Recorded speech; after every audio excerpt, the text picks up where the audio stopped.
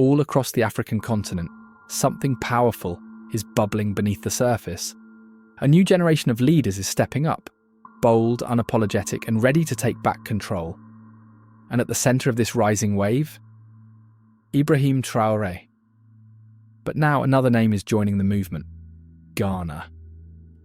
In a move that shocked investors and foreign companies alike, the Ghanaian government just dropped a bombshell, one that could change the entire gold trade on the continent. They've given every foreign gold trader a clear message: get out.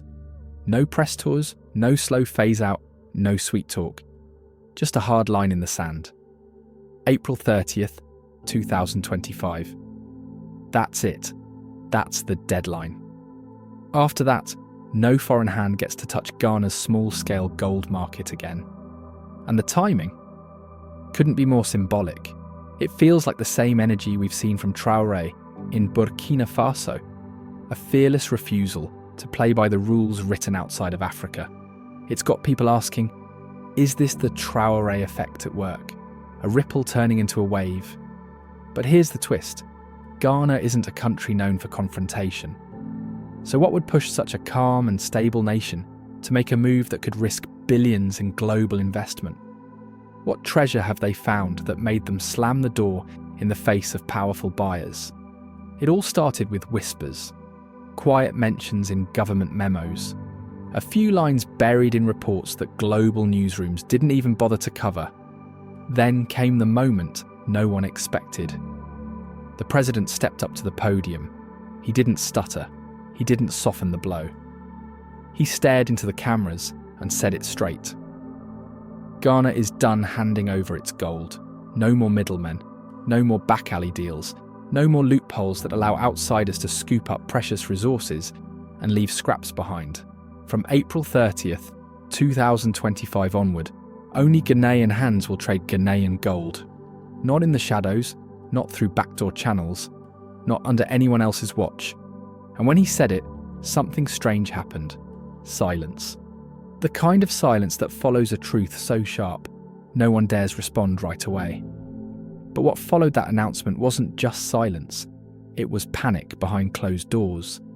Phones buzzed in Brussels. Messages flew across screens in Beijing. In trading rooms from London to Shanghai, jaws dropped. This wasn't just a new policy, this was a full-blown rebellion. For decades, Ghana's small-scale gold industry had been a free-for-all, a massive, muddy outdoor market, where just about anyone with money, trucks and a smile could walk in and walk out with pockets full of gold. No fences, no rules, no accountability. Foreign buyers didn't wait to be invited, they just showed up, with shiny SUVs, briefcases full of cash, and contracts that nobody local could read.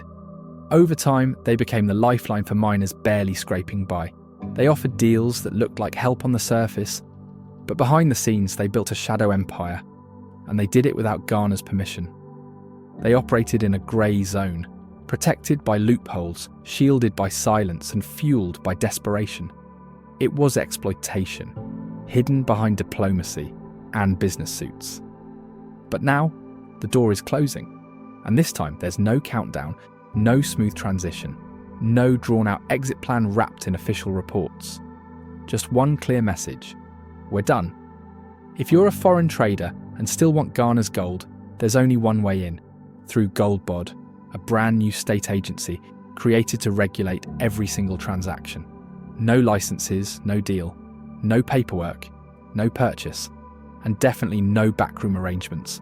The message is loud and clear. If you want the gold, you play by Ghana's rules. The signs were there for a while, if you were paying attention. But most people weren't. Out in the rural mining towns, things had gotten out of hand. Foreign companies weren't just buying gold, they were running entire operations. In some areas, you'd find men giving orders in Arabic or Mandarin, while locals carried the weight, both literally and economically. They came with their own machines, their own teams, even their own guards, and the country's wealth? It flowed out quietly, while taxes and benefits barely trickled back in. To the people of Ghana, it felt like being robbed in plain sight. To President Mahama, it felt personal. People close to the president say this decision didn't come from one big scandal. It came from years of small insults that stacked up until something snapped. Foreign gold traders, many of them unregistered, had been slipping bribes under the table to get into restricted mining zones. Gold was disappearing from airport records without a trace. Planes were taking off heavy and landing even heavier, but nobody could explain where the gold had gone. Meanwhile, in the very villages where all that wealth came from, schools had no books. Kids were learning in classrooms without roofs. Toilets? Don't ask. Running water? A luxury. The gold was flowing, but the future wasn't. And yet, every time the government tried to take a stand, they were told to back down. Don't scare the investors. Don't spook the market. Don't mess up the economy. But after a while, all that investor talk started to sound like a fancy way of saying, stay weak, stay quiet, stay easy to use. So when the government drew the line and announced the deadline, it wasn't just bureaucracy, it was a warning. This land is not your minefield. This country is not your gold ATM. You don't just walk in, dig, and disappear. Word spread fast. In Ghana's mining towns, rumours moved quicker than the trucks hauling ore. Foreign buyers, even some who had been there for over a decade, started packing up. They sold off equipment, pulled out of local deals, and scrambled to protect whatever profits they could. Some tried to fix things last minute. They offered to build schools, to create training centres, to partner with local firms, to donate to village projects. But the government wasn't interested in apologies dressed up as investments. They didn't want band-aids. They wanted a reset. This wasn't just about cleaning house. It was about rebuilding the house, from the ground up, with locks on the doors and rules on the walls. Ghana wasn't just making noise. It was flipping the switch on an entire system that had quietly worked against it for years. For far too long, foreign buyers ran the show. They set the prices. They dodged export rules. They sent the profits offshore while Ghana, the very place where the gold was dug from the dirt, was left holding the crumbs. The gold came from Ghana, but the wealth went everywhere else. Now here's where it gets bold. Ghana didn't shut down the gold trade. It rewired it. Instead of saying no more trading, the country said, you'll trade, but on our terms. From now on, if you're a foreign buyer, you don't just stroll in and strike private deals. You go through Goldbod, a new state-run body that acts like a referee, and a guard dog rolled into one. Everything goes through them. Every price, every tax, every gram of gold. No more backdoor deals, no more gentlemen's agreements. Just rules, real ones. To outsiders, it might look like Ghana is tightening the screws. But to the people on the ground, especially small-scale miners who've been ripped off for decades, it feels like something totally new. A government that actually has their back. Of course, a move like this doesn't come without pushback. Some embassies have already started asking questions. Quiet warnings are floating around, hinting that foreign investors might lose confidence. But here's the thing. Ghana's not blinking. This isn't about appearances anymore. It's about rewriting a system that was broken from the start. A system that let billions of dollars vanish, while communities living on gold-rich soil stayed poor. And when a government draws a line in the sand like April 30th, it means something's been broken for a very long time. Because this wasn't a simple error. This wasn't a slump in the market or a bad month in trade. This was a bleeding wound. Every year, gold worth billions would slip through the cracks. Never taxed, never declared, never counted. It didn't just go missing. It was taken. Quietly, systematically. By the time someone finally asked, "Where's all the gold going?" the answer was already out of reach. Estimates said Ghana was losing over $2.3 billion a year. Not a typo. Not a rounding error. That's not invisible loss. That's daylight robbery hiding behind paperwork. And the clues were there all along. If you knew where to look, the signs were everywhere. Massive shipments slipping out of forgotten airports, quietly and without questions. Ghana's gold mines were working overtime, producing more than ever. But on the ground, miners weren't celebrating. They were frustrated. The money they were getting didn't come close to what gold was worth on the world market. Something wasn't adding up. Receipts at the local level didn't match the figures on export documents. And worst of all, the nation's treasury, the place where gold money should end up, was practically empty. To understand how all that wealth just vanished, you have to understand the secret life of Ghana's gold trade. It doesn't start in the shiny offices of big mining companies. It starts out in the bush, in the small, rough mines scattered across the countryside. Some are legal, some are not.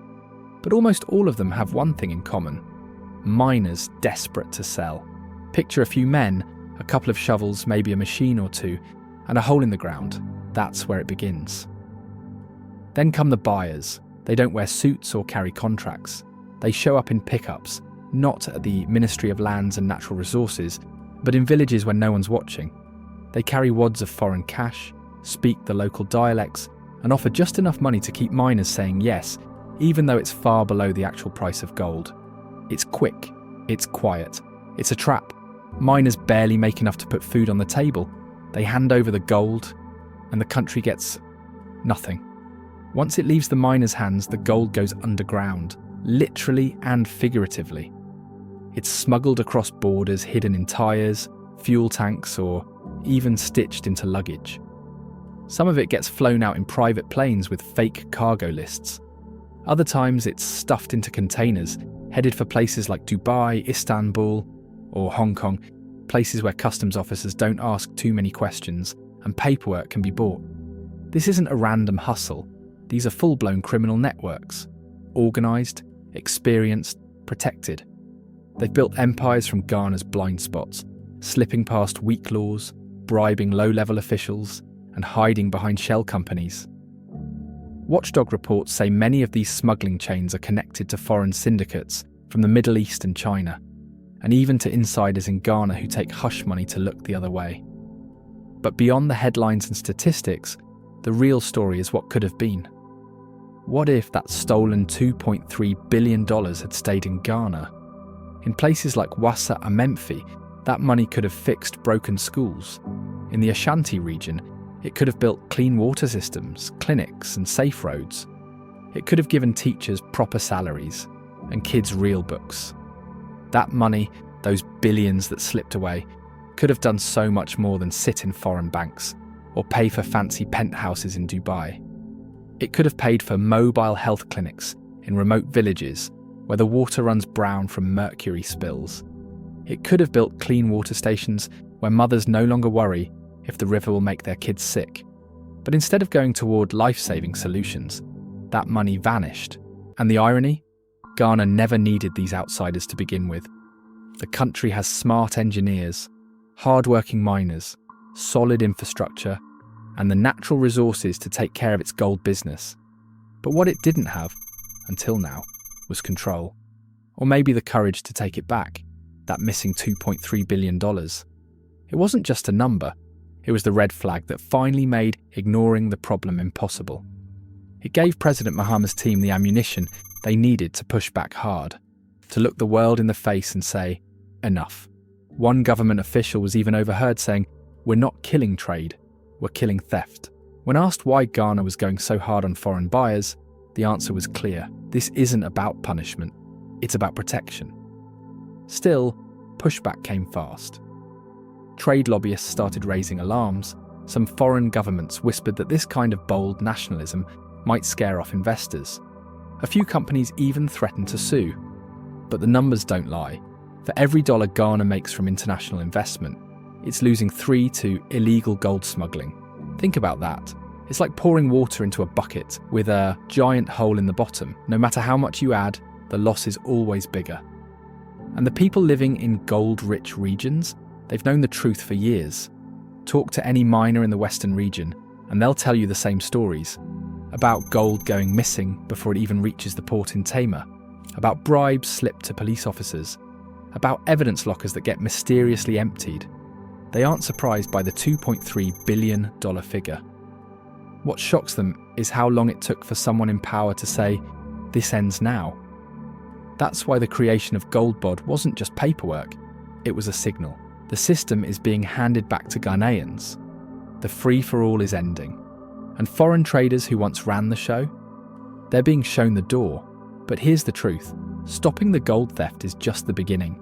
Because this isn't just about money, it's about land poisoned by chemicals, about rivers that no longer run clear, about farmlands turned into craters, and villages with nothing left to drink.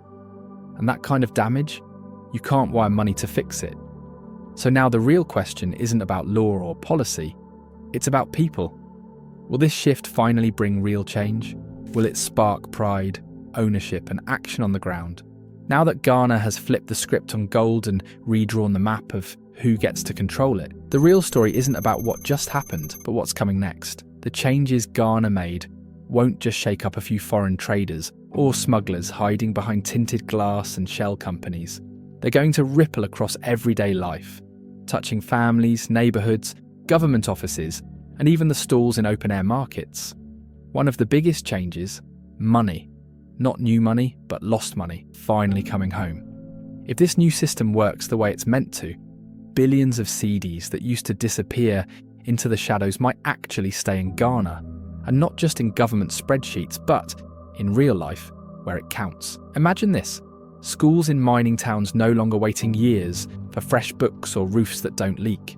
Clinics no longer rationing oxygen because the machines haven't arrived. Villages finally getting clean drinking water without needing to beg international donors for help. Because here's the truth: Ghana never lacked the brain power, the labour, or the tools. What was missing was control. And now that the control is back, so is the potential. But let's be real, money alone doesn't fix a country.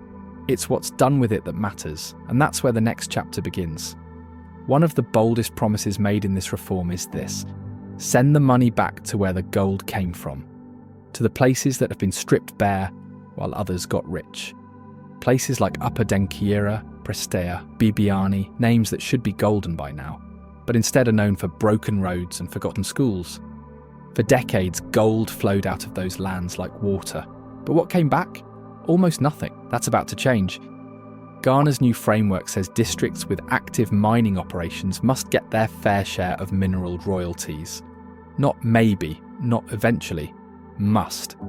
And this time it's not just a policy buried in fine print.